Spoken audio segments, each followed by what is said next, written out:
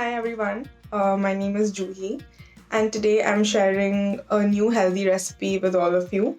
It's called sweet herb potato with carrots.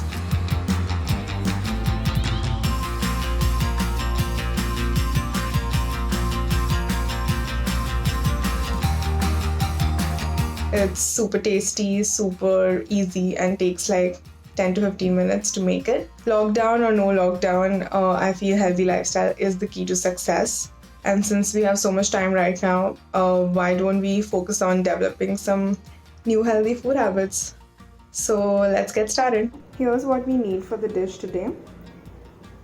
2 medium-sized sweet potato boiled, 2 medium-sized grated carrots, 1 teaspoon chili flakes, 1 teaspoon oregano, salt as per your taste, 1 to 2 teaspoon olive oil, and some coriander to garnish.